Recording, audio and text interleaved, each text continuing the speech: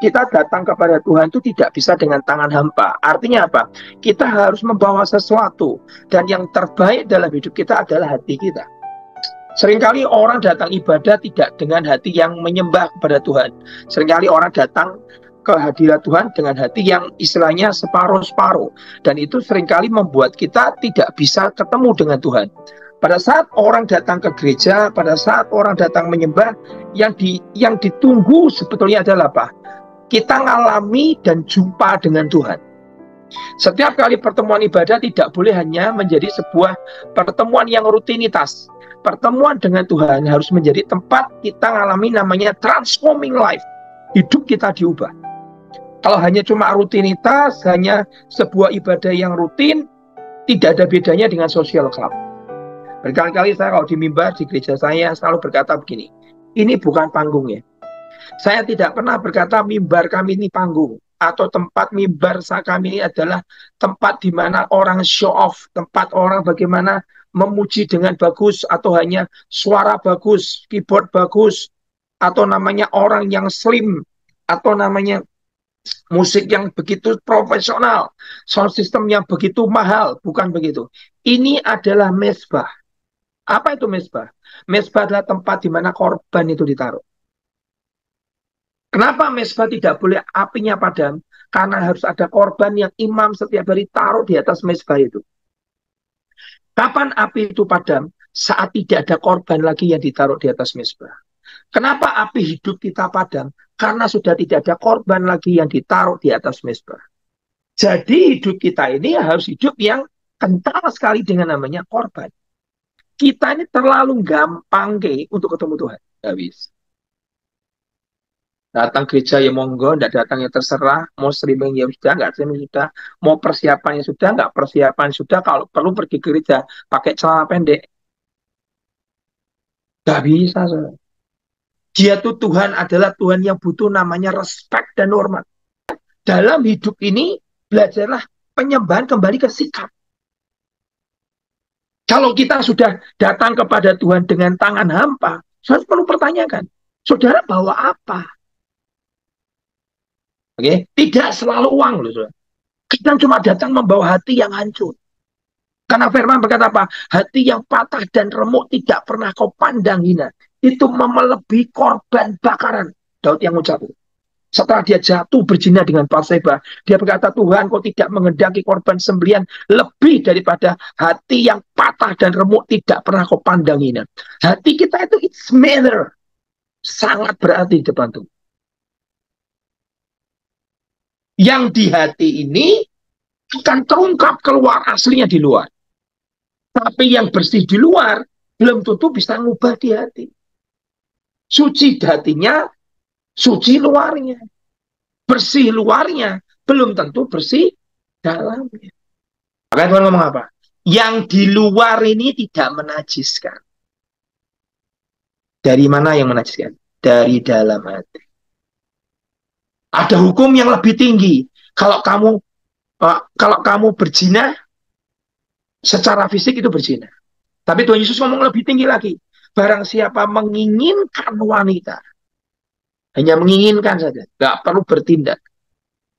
Dan kau sudah lust in your heart. Bahasa Inggrisnya berkata, kau sudah bernafsu dalam hati, sudah berzina. Dan satu perkataan ini memberkati saya sekali. Buat Tuhan, ini perkataan bagus kan? Buat Tuhan, membawa Israel keluar dari Mesir secara fisik, dibelah laut, 10 tulah, satu bangsa Mesir istilahnya dihancurkan dengan 10 tulah oleh Tuhan. Dan membawa orang Israel keluar dari Mesir 3 juta. Dibelahlah laut. Itu terlalu mudah buat Tuhan. Untuk membuat orang Israel, hidup kita keluar dari kegelapan menuju terang yang ajaib. Dari Mesir menuju tanah Kanaan. Itu buat Tuhan mengeluarkan dari Mesir terlalu gampang. Tapi buat Tuhan terlalu sulit. Apa yang terjadi? Mengeluarkan Mesir dari mana? Dari hati kita. Hari ini, gereja paling senang ngomong tentang prosperity. Tentang kemakmuran. Padahal berita kemakmuran itu boleh. tapi sudah terlalu melampaui lebih batas. Tuhannya jadi apa? Duit. Tuhannya jadi apa? Mamon. Sehingga Tuhan itu akhirnya sekarang tersingkir. Tidak lagi di dalam gereja. Panggung mimbar bukan lagi mimbar, mesbah. Tapi adalah pertunjukan, show off. Daging dan darah tidak mendapat bagian dalam kerajaan Allah. Jadi betapa cantiknya saudara, betapa slimnya saudara, betapa seksinya saudara, betapa bagusnya main saudara, suaramu bagusnya kayak apa, tidak mendapat bagian dalam kerajaan Allah. Saudara, yang bisa menyenangkan dan memikat Tuhan itu apa? Hati.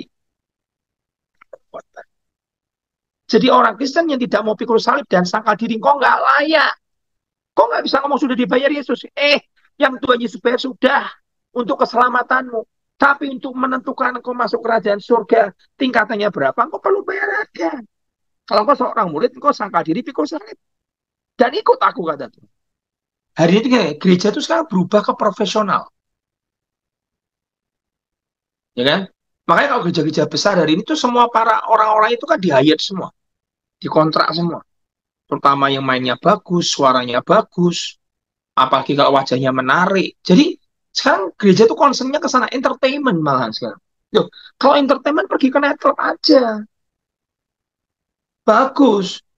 Perempuannya seksi-seksi, suaranya bagus-bagus, mainnya musik juga bagus-bagus. Entertainment. Ke nightclub, nggak usah ke gereja. Gereja itu bukan nightclub. Gereja itu tempat meletakkan korban.